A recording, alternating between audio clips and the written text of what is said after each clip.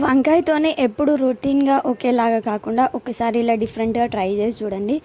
Taste అయితే చాలా బావుంటది. మీరు మళ్ళీ మళ్ళీ చేసుకొని తింటారనమాట. ఈ ప్రాసెస్ అయితే చాలా ఈజీగా అండ్ సింపుల్‌గా కూడా ఉంటది. మీరు ఎప్పుడైనా ట్రై చేయకపోతే వంకాయలను ఒకసారి ఇలా ట్రై చేయండి. నేను ఇక్కడ ముళ్ళ వంకాయలు తీసుకుంటున్నాను. ఇవి ఊరు నుండి తీసుకొచ్చినాం అనమాట.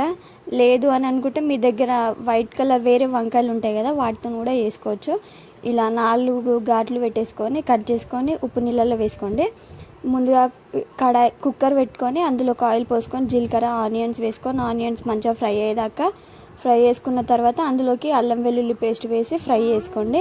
ఇప్పుడు ఇందులోకే కట్ చేసి పెట్టుకున్న వంకాయలను వేసుకొని ఒక 2-3 నిమిషాలు ఉడికించుకున్న తర్వాత అందులోకి టేస్ట్కి సరిపడినంత ఉప్పు, కారం, అలాగే కొద్దిగా గరం మసాలా, పసుపు వేసుకొని మంచిగా కలిపేసుకొని అందులోకే ఒక మీడియం సైజు టమాటోని కూడా వేసేసుకోండి. వేసుకున్న తర్వాత ఇందులోకి పులుపుకి తగ్గట్టు చింతపులుపు అయితే పోసుకోండి, కొంచెం ఎక్కువనే పోసుకొని అందులోకి ఉంటే గరం మసాలా వేసుకొని ఒకసారి బాగా కలిపేసుకొని కుక్కర్ మూత పెట్టుకొని ఒక 2 విజిల్స్ రానిచ్చుకుంటే అయిపోతుంది. ఎంతో టేస్టీగా ఉండే వంకాయ మసాలా పులుసు అయితే రెడీ అయిపోతుంది అనమాట. మీరు ఎప్పుడైనా ట్రై చేయకపోతే ఇలా ట్రై చేయండి అండ్ ఎలా వచ్చిందో ఖచ్చితంగా కామెంట్ చేయండి. ఫైనల్గా కొత్తిమీర వేసుకుంటే అయిపోతుంది.